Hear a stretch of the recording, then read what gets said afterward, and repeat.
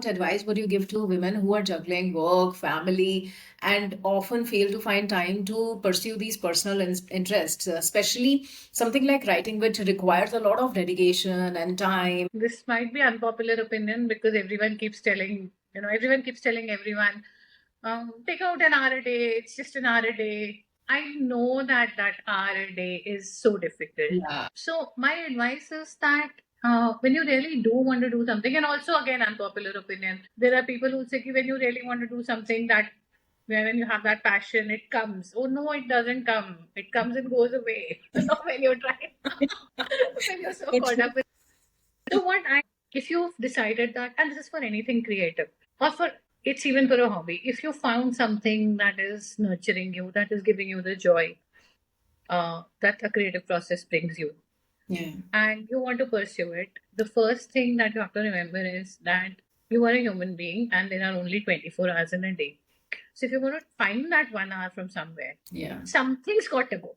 Okay? Very. Something, it you cannot have your life exactly as it was and then you say, I want to come up with a book. If you've decided you want to do that, for that 1 hour, you're going to have to prioritize. And you have enough commitments which are important to you as well as to the people around. That's how women's lives are.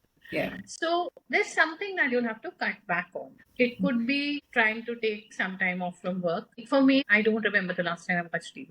Wow. Okay. So it could be the scrolling that you do. It could be somehow managing to delegate your child being taken to class by someone else. It's very easy to say कि एक घंटा निकाल लो, but किसमें से निकाल रहे हो? It's not a magic vessel that you have, right? It's going to give you the 25th hour. So वो निकालना का to figure that out. And once you've done it, you have to honor it. And don't feel guilty.